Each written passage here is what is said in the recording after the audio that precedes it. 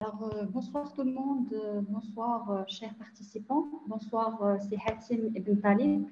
Bienvenue à tous dans ce nouveau webinaire organisé par l'école SLSK Business School Paris Campus Rabat. Donc un webinaire qui va porter sur le marketing 360. Alors comme vous le savez, donc ça je vous l'apprends pas. Le client doit toujours être bien évidemment au centre des préoccupations des entreprises et des marques, donc quels que soient les moyens de diffusion. Donc aujourd'hui, qu'il soit en ligne, d'accord, hors ligne, dans les boutiques, chez lui, au travail ou en vacances, quelque chose justement doit le rattacher, d'accord, à vous, doit le rattacher à votre marque et à votre entreprise. Donc aujourd'hui, c'est évident de dire qu'une bonne stratégie marketing 360 qui combine bien évidemment des techniques inbound et des techniques outbound, d'accord, donc ne peut justement que avoir un impact considérable, un impact positif sur votre entreprise, sur sa notoriété et ipso facto sur ses ventes. Alors, pour animer ce webinaire, j'ai le plaisir d'accueillir M. Hatim Ibn Talib, consultant accompagnateur en marketing de 360, en marketing digital, pour animer ce webinaire qui portera sur l'utilité et sur l'importance, d'accord, de mettre en place une bonne stratégie marketing 360 dans l'entreprise marocaine. C'est Hatim Ibn Talib, bonsoir. Merci d'avoir accepté notre invitation. Alors, sans trop tarder, je vous donne la parole. Je donne la parole à Hatim Ibn Talib qui va nous éclairer sur cette thématique assez pertinente. Merci. Hatim. Merci. Merci beaucoup. Comme on dit, pour cette soirée-là, on va discuter rapidement de l'intérêt de faire du marketing offline ou online ou les deux. Donc, c'est ça d'aujourd'hui.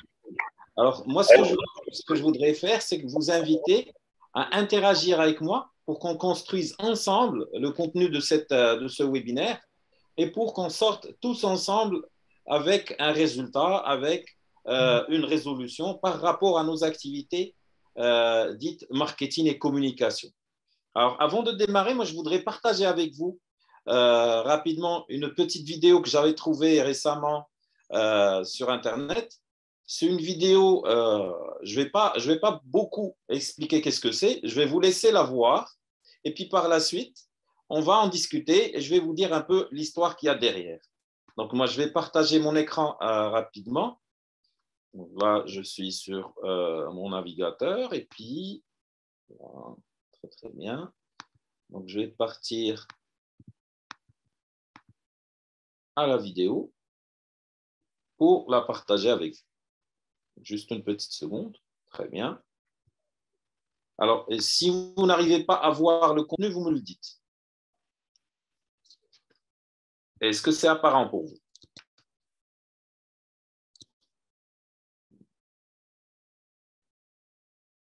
Donc, je vais la jouer.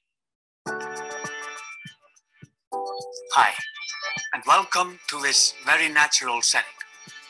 Today, I want to talk about a revolutionary approach on how to connect our world without being super weird.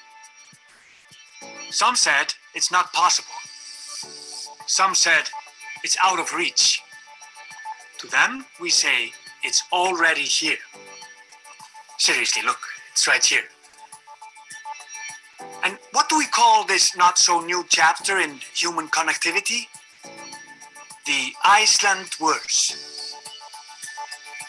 Enhanced, actual reality without silly-looking headsets. In our open-world experience, everything is real.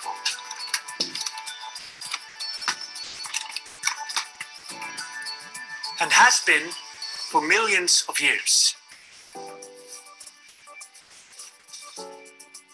It's completely immersive, with water that's wet,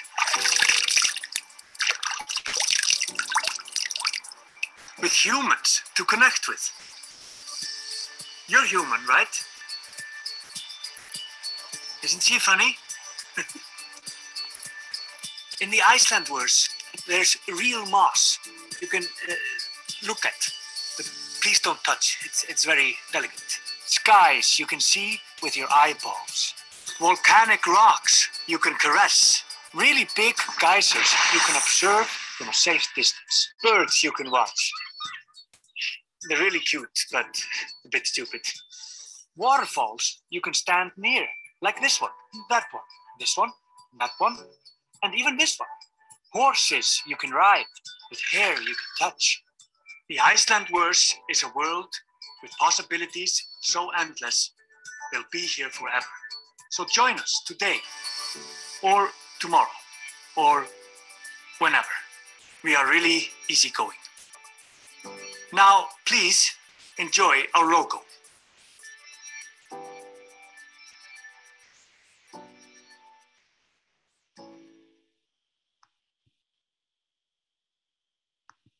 Très bien.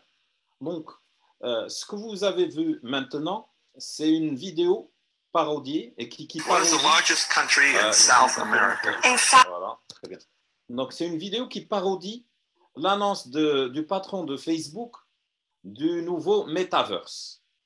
Donc, dans Metaverse, c'était quoi? C'était un monde totalement virtuel où nous sommes en train d'imaginer des éléments de la vie normale. Et qu'est-ce qu'a fait l'Iceland?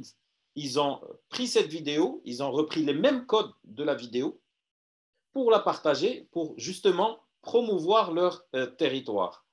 Alors, maintenant, si on rapproche cela à notre sujet d'aujourd'hui, j'aurais besoin de vos avis. Est-ce que vous avez vu un peu la différence? Est-ce que vous avez vu les deux courants? Si vous avez vu les deux courants, vous dites juste quel courant vous avez vu, qu'est-ce que vous avez compris à partir de cette vidéo? Le micro est ouvert. Allez-y.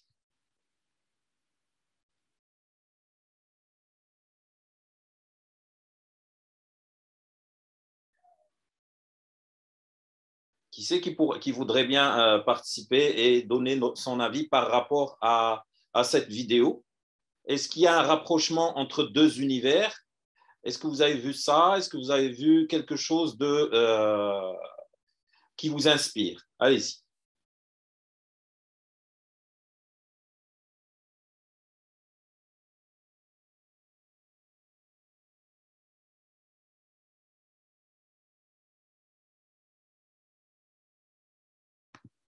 Ok, donc on va dire que pour l'instant, il n'y a pas d'interaction, mais il n'y a pas de souci dans ce sens. Alors l'idée derrière ça, c'est vous montrer un peu l'effort marketing qui est fait sur le monde réel versus l'effort marketing qui a été fait par l'entreprise Facebook sur le monde virtuel. Et derrière, je vais rentrer à la problématique d'ailleurs, c'est que si on parle un peu au patron, aux managers, aux directeurs marketing, aux responsables de communication des entreprises, moi j'en ai rencontré beaucoup ici et là, et quand on est en train de parler, j'entends parfois des expressions qui disent comme quoi, écoutez, de toutes les façons, le digital ne marche pas. C'est-à-dire que nous, on va juste perdre notre argent dans le digital et à la fin de la journée, ce n'est pas pour notre marque, ce n'est pas pour notre service, ce n'est pas pour notre produit, ce n'est peut-être pas pour notre personnalité qu'on est en train de pousser. D'accord? Donc, et pourquoi est-ce qu'ils font ça? Pourquoi est-ce qu'ils ont cet avis ou encore cette position? C'est parce que il y a une certaine non-maîtrise du métier, ou encore non-maîtrise de ce monde-là virtuel, du marketing et de la communication. Pour certains, le marketing digital, il se limiterait peut-être à une présence dans Facebook, les réseaux sociaux, peut-être WhatsApp, et puis voilà. Alors que derrière, c'est une grande machine. C'est une vraie grande machine. Ça nous permet de faire beaucoup de choses. Et de l'autre côté, nous avons les fervents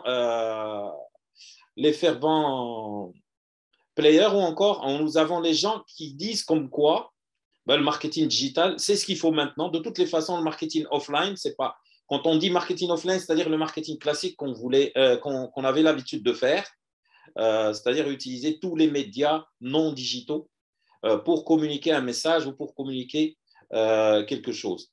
Donc, ils disent, bon, de toutes les façons, nous, avec le marketing offline, on fait notre business, on génère notre revenu. Il n'y a pas besoin d'investir de nouveaux terrains. C'est plutôt le contraire. C'est les pure players qui disent plutôt dans le marketing digital, on a tout trouvé de toutes les façons. Nous, on peut tout mesurer. On peut voir le nombre de visites qu'on a sur le site quand on fait des actions, le nombre de fans, le nombre d'interactions, les conversions, combien de gens ont rempli un caddie quand il s'agit d'une activité e-commerce. Donc, pas besoin de faire du offline. Alors, ces deux gens-là, c'est-à-dire qu'ils sont en train de défendre une école. Ils sont en train de défendre l'école qui dit comme quoi, pour les gens fervents du offline, qui dit comme quoi, de toutes les façons, le offline, c'est ce qui va toujours marcher. Et si on ne touche pas les gens dans le digital, tant pis, de toutes les façons, ils ne sont pas là. Et de l'autre côté, les spécialistes du digital, ils disent, bon, mais le offline c'est révolu, on ne peut plus faire de la publicité sur la télé, sur la radio, de l'affichage ou encore sur les points de vente, ce n'est pas intéressant. De toutes les façons, nous, quand on fait quelque chose, quand on investit un dirham, on voit notre retour sur investissement. Donc, c'est ça un peu la problématique face à laquelle je m'étais confronté plutôt, en tant que praticien du marketing et de la communication, en tant que conseiller et consultant aussi, et parfois juste dans des discussions classiques, on va dire. Alors, l'idée derrière, c'est de dire, imaginons, ou encore, suivant un peu cet utilisateur, suivant un peu ce client final, qu'est-ce qu'il fait dans sa journée? Comment elle est sa journée type? À quoi est-ce qu'il est confronté quand il sort de chez lui pour partir au travail, à l'école, au marché, faire une course? À quoi est-ce qu'il est confronté? C'est-à-dire, qu'est-ce qu'il voit devant lui en tant qu'outil de communication et de marketing?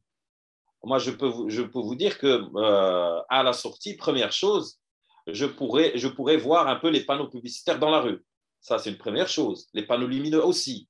Après, si j'allume la radio de ma voiture ou encore si je suis dans un transport en commun et le conducteur il a allumé la radio, je vais avoir du contenu publicitaire sur cette radio. Après, au bureau, peut-être que au passage, avant le bureau ou avant le point où je voudrais partir, je pourrais passer à côté de points de vente, je pourrais passer à côté de supérettes, je pourrais passer à côté de magasins spécialisés, auquel cas, ces gens-là, ils affichent les marques, ils affichent leurs produits, ils affichent les prix aussi.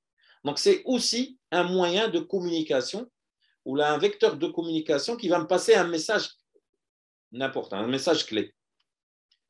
Et après, si je me connecte, quand je m'arrête, si je me connecte, je vais rentrer peut-être dans un site web, faire une recherche sur les moteurs de recherche ou encore me connecter aux réseaux sociaux et je vais aussi être sujet à exposition de contenu publicitaire. C'est-à-dire que juste la seule personne, si on la suit pendant la journée, qu'est-ce qui se passe?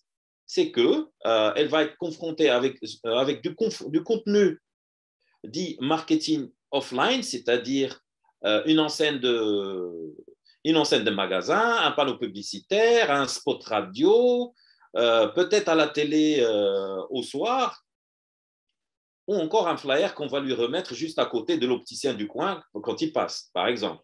Donc lui, il est confronté à ça. Et puis, une fois il prend son device, c'est-à-dire son terminal digital, il va être confronté à du contenu de communication et marketing en ligne. Donc, pourquoi est-ce que la marque, elle occulte ça? C'est-à-dire, pourquoi est-ce qu'une marque, elle dit, oh non, non, de toutes les façons, moi, c'est à l'ancienne, journaux, magazines, publicité sur la télé, publicité sur la radio, peut-être de l'affichage ou encore des activations et de la communication sur les points de vente. Et de l'autre côté, des puristes dans le digital, pareil, de toutes les façons, moi, on va me retrouver sur Google, sur les moteurs de recherche, on va me retrouver sur les réseaux sociaux, et puis je vais envoyer des emails et des newsletters, et je vais toucher cette personne. Donc, cette approche, si vous voulez, c'est une approche, OK, elle peut avoir de l'effet, mais à mon avis, si on suit le parcours de la personne, quand elle sort de chez elle jusqu'à ce qu'elle arrive à un point B, cette personne, elle est confrontée à la fois au offline et au online. D'accord?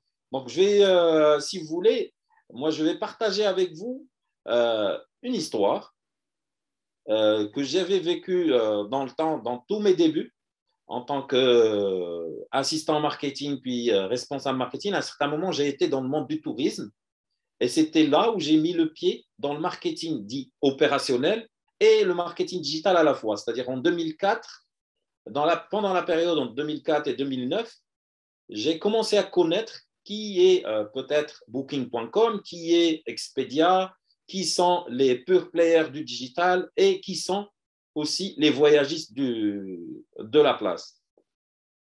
Alors, l'idée, c'était quoi? Enfin, pas l'idée, mais l'histoire, c'est quoi? C'est que chez Atlas Voyage, mon ancien employeur, qu'est-ce que je faisais? J'étais responsable marketing. Et à un certain moment, je suis devenu responsable marketing international. Ce que je faisais, c'était aider l'équipe commerciale, c'est-à-dire notre force de vente, à retrouver des marchés émetteurs de touristes à l'international. Alors, comment on fait ça? Première chose, on participe aux foires et aux salons à l'international.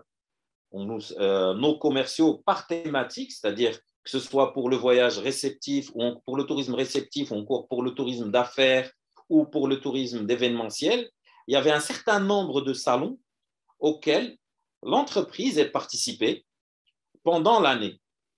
Et pourquoi est-ce qu'elle participait? C'est pour ramener des groupes de touristes au pays et pour remplir les hôtels ici au pays, pour faire des excursions, des activités touristiques aussi dans le pays. C'est ce qu'on appelle un réceptif, un opérateur de tourisme réceptif, c'est-à-dire qu'il va recevoir des personnes étrangères et pour visiter le pays, pour faire du tourisme dans le pays sous quelque forme que ce soit. Alors, ce qu'on faisait, on réservait nos places dans les foires et salons à l'international, des fois avec l'Office national de tourisme, des fois en direct, et on envoyait notre force commerciale, nos commerciaux, nos directeurs commerciaux dans les pays. Ils partaient en Allemagne, en Italie, en France, en Espagne, un peu aux États-Unis, en Chine, et ainsi de suite. Donc, pour ça, c'était une présence du tour opérateur ou encore du réceptif sur place, physique, dans un salon. Ils allaient faire du commercial et du marketing B2B.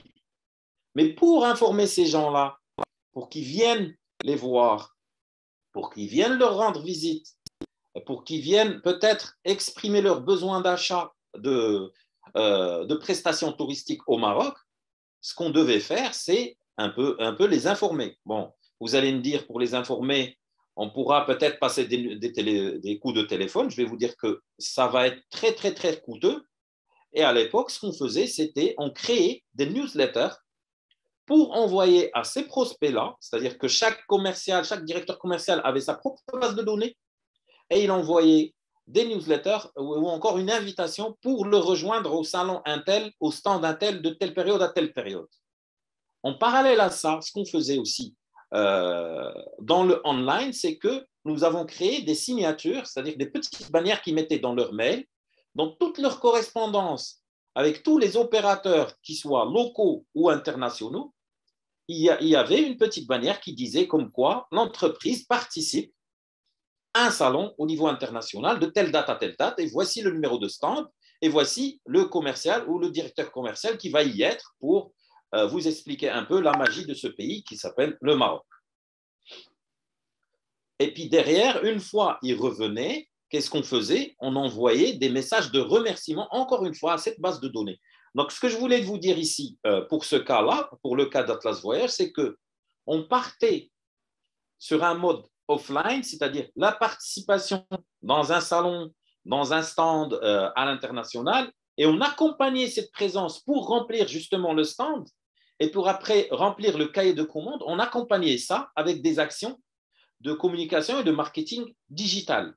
C'est-à-dire qu'on envoyait des emails, on envoyait des invitations, et puis on signait tous nos emails avec une bannière qui disait comme quoi on va être présent à Paris de telle date à telle date dans le salon Intel et ce sera monsieur ou madame Intel qui va nous représenter. Voilà, donc ça, si vous voulez, c'est un cas d'un opérateur qui utilise le offline et qui le supporte, si vous voulez, avec le digital. Alors, le second cas que je voudrais partager avec vous, je vais partager mon écran rapidement juste pour vous montrer une image. Alors, le second cas, c'était mon autre passage en entreprise en tant que salarié chez la première marketplace dans la place. C'est-à-dire que j'ai été chez Avito.ma en tant que directeur marketing et je faisais la promotion du marketing. En fait, je gérais le marketing de la boîte.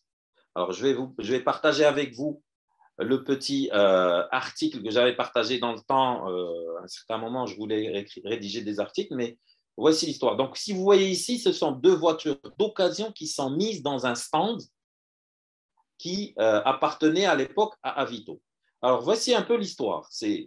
En 2016, j'ai été approché par une personne qui organisait le premier salon de l'auto d'occasion, l'automobile d'occasion, et ça se passait sur Casablanca. Et nous, en fait, à cette époque-là, on faisait des actions de communication sur le digital et offline aussi, mais avec un grand focus sur le digital. Donc, pour nous, c'était une opportunité. Pourquoi est-ce que c'était une opportunité? Je me suis dit, écoutez, bon, c'est ce que j'avais proposé, et puis après, convaincu le management de l'entreprise, je leur ai dit, maintenant, on va ramener le monde virtuel à la réalité. C'est-à-dire que, à la place d'avoir une marketplace en ligne où on va voir exposer des voitures en vente, on va avoir notre propre espace physique dans un salon spécialisé dans la voiture d'occasion et nous allons faire ce qu'on fait dans la plateforme. C'est-à-dire que chaque jour, on a une voiture qui stationne dans notre stand et on la met en vente sur notre application, sur notre plateforme.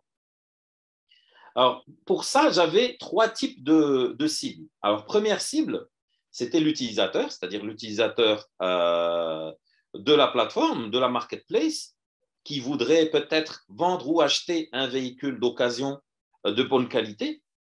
Ça, c'est la première cible. Je sais très bien que l'effort de communication qui a été fait par les organisateurs de salons fait que les gens vont visiter physiquement ce salon pour vendre ou acheter leur véhicule d'occasion. Donc ça, c'était le premier. C'était un modèle B2C. Deuxième modèle, c'est B2B, parce que derrière, les gens qui mettaient chez moi dans mon stand, enfin chez Avito dans notre stand, les voitures à vendre, c'était des garagistes, c'était des revendeurs de voitures, c'était des professionnels. Ce qui veut dire que, et puis derrière, nous, on a une relation avec ces professionnels parce qu'on leur vend d'autres services, justement sur Avito, pour qu'ils aient leur propre boutique en ligne sur la plateforme. Donc, ce que j'ai demandé aux organisateurs et à ces revendeurs-là, je leur ai dit, s'il vous plaît, chaque jour, vous me ramenez une nouvelle voiture, on la met en vente sur Avito. Si vous la vendez, on va changer. Et puis le lendemain, vous allez me ramener une autre voiture. Alors, résultat des courses, nous avons rempli notre stand avec des voitures et comme la magie qui s'opérait sur la plateforme, à la première dizaine de minutes après l'ouverture du salon, le premier jour, une première voiture a été vendue d'une valeur de 200 000 dirhams. Ce qui veut dire que, quelque part, Avito a prouvé à ses partenaires B2B, c'est-à-dire aux revendeurs de voitures, que la plateforme est efficace et elle a tenu sa promesse que la voiture peut se vendre en moins d'une semaine si elle est en bon état, si l'offre est une bonne opportunité. D'accord? Ça, c'était mon deuxième, on va dire, ma deuxième cible, c'est-à-dire les B2B, c'est-à-dire les revendeurs, les professionnels de la revente de voitures d'occasion. Ma troisième cible, après, c'était les annonceurs, encore toujours en B2B. Il faut savoir que Avito, c'est quoi son revenu? C'est quelque part le revenu issu de la publicité qu'elle affiche, enfin, que les annonceurs lui donnent. Donc, ces annonceurs-là nous leur avons montré comme quoi nous, on était innovants et qu'on ne partait pas dans les modèles classiques et qu'on se rapprochait encore plus de l'utilisateur final pour les afficher, pour les rapprocher de leur clientèle cible. Donc, c'était ça un peu l'histoire. Je me rappelle très bien que je devais convaincre mon management qui était plutôt preneur de chiffres, plutôt preneur de performance. Alors, la question qui revenait, oui, mais il y a combien de personnes qui vont visiter mon stand versus si je fais une publicité en ligne et je pousse un peu les véhicules d'occasion. Ben, il est clair qu'en termes de chiffres, le dirham investi en ligne est nettement meilleur en termes de chiffres, c'est-à-dire en termes de retour sur investissement, il est nettement meilleur que ce qu'on a investi ici, c'est-à-dire dans le monde réel. Seulement, la relation qu'on a construite avec l'utilisateur final quand il nous a rencontrés physiquement, quand il était venu voir les voitures et essayer de les acheter, c'est une relation encore plus durable qui a installé notre notoriété, qui a installé la force de cette plateforme, qui a installé l'efficacité de cette plateforme dans les têtes des gens. Donc, je vous dis tout ça pour vous dire comme quoi, si nous sommes marketeurs, si nous sommes professionnels du marketing et de la communication, n'occultons pas une des facettes du marketing. Si on fait du offline, supportons-le et rajoutons du digital. Pourquoi est-ce qu'on va le rajouter? Parce que quelque part, on va toucher une autre partie de la clientèle. On va les toucher autrement. On va leur raconter d'autres histoires pour justement qu'ils viennent chez nous et qu'ils consomment notre produit, notre service ou encore notre marque. Et pour les supporters du digital only, attention, digital only est très virtuel. Et vous avez vu un peu la première vidéo que je vous ai montrée sur la parodie de Metaverse. Donc, nous, on vit en communauté, on vit en société et on vit dans un monde réel auquel nous avons rajouté un monde virtuel. Donc, oui, d'accord, nous avons nos propres comportements sur le digital, mais derrière, les chiffres ne sont pas très probants. C'est-à-dire qu'on continue toujours à vivre, on continue toujours à voir les gens, on continue toujours à vivre en communauté réelle. Donc, n'occultons pas ni l'un ni l'autre. Et quand on réfléchit stratégie, quand on réfléchit marketing, réfléchissons 360 degrés. C'était ça un peu le message que je voulais partager avec vous. Je pense que j'ai fini mon intervention, Madame Benani. Le micro est à vous. Si vous voulez, si vous avez des interventions, si vous voulez qu'on discute de quelque chose, allez-y. Voilà. Merci Sehatim Ibn Taleb, merci pour votre intervention très très enrichissante. Merci aussi pour votre partage d'expérience. Nous avons beaucoup appris avec vous. Notamment, moi j'ai noté en tout cas que nous l'avons compris évidemment que une bonne stratégie, marketing réussie doit combiner à la fois une stratégie offline online, Oui. et la partie offline. Bien au contraire, l'idéal serait de combiner les deux stratégies à la fois. Merci Sehatim encore une fois. Je donne la parole aux participants. Si vous avez des questions, n'hésitez pas. Ils sont déjà une vingtaine parmi nous. Donc, je vous donne la parole. Si vous avez des questions, n'hésitez pas.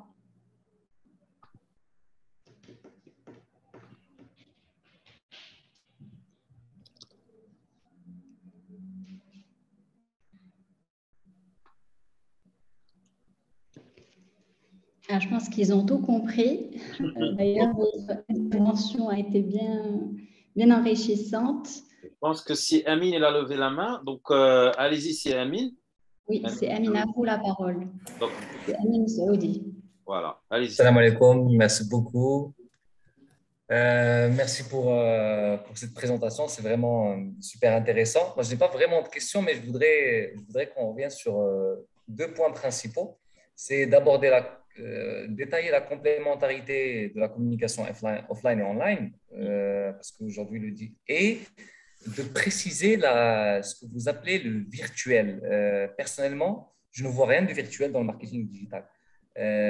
Nous sommes dans une ère où nous vivons dans nos téléphones pratiquement. Et il n'y a rien de virtuel. Nos conversations sont réelles, nos interactions sont bien réelles, les produits que nous achetons arrivent vers la maison, les services que nous commandons, nous les utilisons. Nous pouvons appliquer ça sur un monde digital plus poussé, notamment le metaverse que vous avez montré au départ. Mais aujourd'hui, il n'y a rien de virtuel dans le digital, à mon sens. Puis, pour ce qui est de la complémentarité digitale offline, je pense qu'aujourd'hui, le choix du digital est d'abord budgétaire pour la plupart des petites entreprises en lancement, des petits positionnements de marque. Et il faut aussi avouer que communiquer en offline, ça coûte énormément d'argent. Vous avez fait Avito, donc vous connaissez un peu rien qu'un budget pour faire une bonne communication panneau ou faire une bonne couverture radio sur une période. Si on dépasse un mois, on est sur des chiffres quand même assez importants. Donc le digital reste abordable et il nous permet d'obtenir ce que le offline ne nous offrirait jamais. Comme sur les décisions, il y a des cycles. Les gens achètent, oui, mais leurs signaux d'achat ne sont pas détectables. Au moment où ils manifestent un intérêt fort pour un produit ou un service, on ne peut pas le détecter dans l'offline. Par contre, quand on a un écosystème digital bien paramétré et bien fait, on a des signaux d'interaction, on a des détections de visite, on a des ouvertures de mails et on a des petits signaux droite et gauche qui nous constituent un score. Et voilà, c'est un signe sales et ça fait qu'on appelle au bon timing, on fait notre proposition au bon timing. Est-ce que vous pouvez nous parler de ce point-là? Parfait, parfait. Merci beaucoup aussi, Amine, Merci à pour vous. votre intervention. Alors, je vais vous répondre sur ce point. Alors, première chose, vous avez raison que, comme quoi le digital, il nous permet de suivre au chiffre près nos actions marketing et communication. Et parfois, c'est pris pour des considérations de budget. Ceci dit, pour les considérations de budget, on peut aussi faire des actions offline qui sont très percutantes et très pertinentes. Je peux en parler, c'est-à-dire que pour un petit budget, on peut faire des opérations qu'on appelle de marketing de guérilla. Je ne sais pas si vous êtes sur quelle ville, c'est Anne. Allez-y. Je ne sais pas si vous m'entendez. Oui, oui, oui. Oui, je suis à Rabat, Khmissat. J'habite à Khmissat, je travaille à Rabat. D'accord, vous habitez à Rabat, enfin, vous travaillez à Rabat, vous êtes ouais. très, très, très bien. OK. OK. Alors, sur Rabat, nous avons fait une Mais je connais ce qui se passe dans les autres villes, donc il n'y a pas de souci. Alors, dans le temps, parce qu'à un certain moment, je travaillais chez la radio Aswat, et à un certain moment, on était à court de budget. Et ce qui s'est passé, c'est que en termes d'audience, on était les avant-derniers parce que nous avons changé, en fait, les opérateurs et les annonceurs, ils ont changé le cabinet qui faisait les mesures d'audience. Et derrière, moi, mon budget était très petit à l'époque, et on devait faire une opération pour regagner un peu le cœur des gens, pour regagner notre positionnement.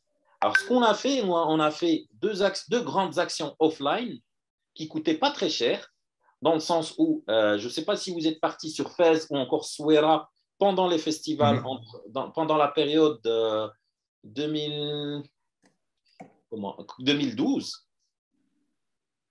Donc, en 2012, ce qu'on a fait, c'est que nous avons habillé tous les gardiens de voitures de la ville de Fès, de la ville de Souera et de la ville de Tanger avec les gilets Aswat. Un gilet, ça ne coûte rien du tout. On est bien d'accord. C'est-à-dire, en termes de budget, un gilet, oui, ça peut tourner maximum 20 dirhams l'unité. Tout à fait. Voilà. Donc, nous avons habillé tous les gardiens de la ville. Moi, je l'ai fait personnellement sur la ville de Fès et puis mes coéquipiers, ils l'ont fait sur Casa, sur Rabat, un peu à l'occasion de Mawazine et puis sur Souera à l'occasion du festival de Gnawa. Et en parallèle à ça, qu'est-ce qu'on a fait? C'est qu'on a un peu placarder des stickers, des petits autocollants sur tous les feux rouges, toutes les potences qui existent dans la ville. D'accord? Avec, encore une fois, la marque et l'adresse. C'est-à-dire, quand on parle d'une radio, la marque, c'est le nom de la station, et l'adresse, c'est la fréquence dans la ville où nous sommes. Et bien sûr, en parallèle à ça, il y a eu aussi un travail de fond qui a été fait sur la programmation de la radio. Il y a eu recrutement de grandes pointures, de grands animateurs pour donner un signal un peu de rafraîchissement et de nouvel ADN de cette station. Alors, dans l'espace de 3 mois, avec ces actions-là, nous avons gagné entre 300 à 350 000 auditeurs de plus par 15 minutes. Et ça, c'était une opération offline, 100%, avec un budget qui ne dépasse pas 100 000 dirhams. Pourquoi est-ce que je vous dis ça? Je vous dis ça parce que, juste pour vous dire que oui, le offline, il paraît très cher quand on parle, bien sûr, d'achat d'espaces publicitaires sur la télé, d'achat d'espaces publicitaires sur la radio, sur les panneaux d'affichage, mais il y a aussi d'autres pratiques qu'on peut faire aussi dans la rue qui donnent son effet et qui est très, très effective. Donc ça, d'une part. Donc, d'autre part, ce que je disais tout à l'heure de virtuel, en fait, c'est le marketing digital. Oui, il nous permet de mesurer ce qu'on fait, c'est vrai, mais si on le fait seulement et uniquement, on risque de passer à côté de certains gens qui ne sont pas très Internet savvy, si on veut, mais qui ont de la profondeur dans la poche et qui nous intéressent. D'accord? Donc, c'est ce que je propose, moi, c'est de faire ça et de supporter avec des opérations un peu smart dans le offline pour justement qu'on puisse avoir toute notre part de gâteau. Vous voyez ce que je veux dire? J'avoue, oui. Voilà. Donc, et vice-versa, c'est-à-dire si on est des pros du offline, il va falloir qu'on investisse le digital aussi, justement, pour toucher une autre population que nous ne touchait pas avec ce offline. Merci beaucoup. Merci à vous. C'est top. Merci. Merci. Une autre intervention, s'il vous plaît?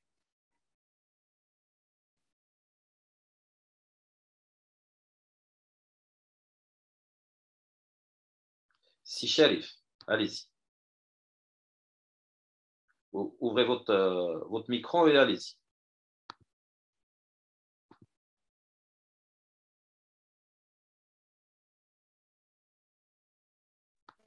Vous pouvez m'entendre ou pas?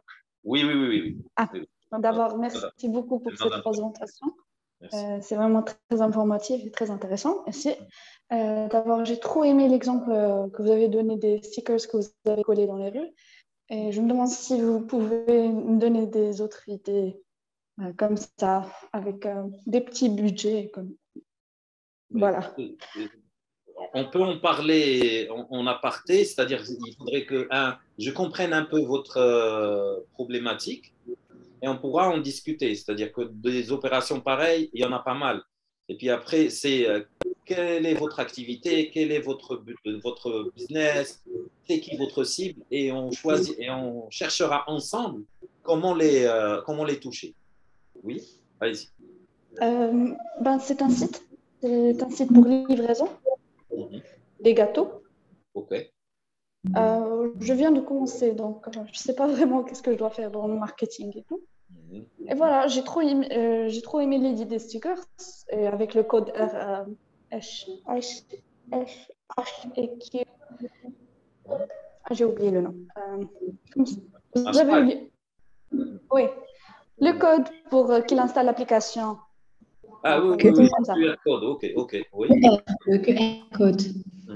Oui. Et donc, je pense que cette idée va être très, très valorisante pour mon projet. Et je me demandais s'il y a des idées comme ça. Alors, première chose. Pas trop de budget. Oui, j'ai compris, j'ai très très bien compris. Donc maintenant, je ne peux pas vous répondre directement sur ce que vous pourrez faire, mais première chose à faire, c'est regarder un peu autour de vous. Faites ce qu'on appelle un scanner social, c'est-à-dire regardez autour de vous, qu'est-ce que font les gens, à quoi est-ce qu'ils réagissent, et essayez aussi de voir votre concurrence. Si vous faites, j'ai bien compris, vous êtes dans les gâteaux, regardez un peu votre concurrence, qu'est-ce qu'elle fait. Une veille concurrentielle, oui, c'est ce qu'on appelle une Voilà, veille. exactement. Et vous allez vous dire comme quoi, OK, c'est une piste qui m'intéresse, je peux l'investir, ou encore cette piste, tout le monde y est, je peux partir sur une autre piste. Et à partir de là, vous auriez un peu les premières idées à appliquer. D'accord?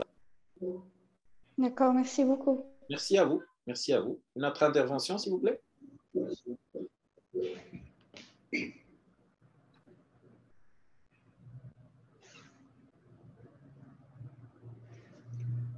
Allez-y.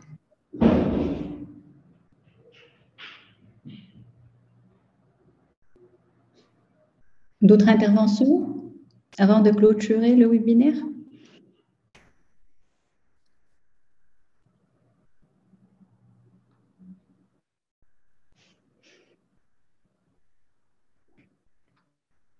Très bien, très bien. Je pense... On clôture un dernier mot pour clôturer ce webinaire, s'il n'y a pas d'autres interventions. Voilà, donc moi, ce que je voulais vous partager avec vous aujourd'hui, c'était un peu l'utilité de ne pas négliger un ou l'autre des mondes du marketing. Pourquoi? Parce que derrière, nous vivons en communauté, encore une fois. Nous sommes, oui, confrontés et devant nos écrans, comme a dit si Amin tout à l'heure, et on consomme aussi à partir de là. Mais aussi, nous avons un autre comportement de consommation qui est offline et que peut-être on n'est pas prêt d'abandonner. Donc, juste réfléchissons aux façons avec lesquelles on va toucher cet utilisateur final, tant en ligne que offline. Voilà. Merci beaucoup, merci pour votre temps et Très bien, merci à vous. cette opportunité. Merci à vous, Hatim. Merci encore une fois d'avoir accepté notre invitation. Merci d'avoir répondu à notre invitation. J'espère pouvoir vous voir dans d'autres webinaires, pourquoi pas, et d'autres thématiques. Merci, chers participants. Merci pour vos questions, interventions assez pertinentes. Je vous dis à très bientôt et très bon courage. Allez, au revoir. Allez, au revoir. Merci, Hatim. Au revoir. Merci.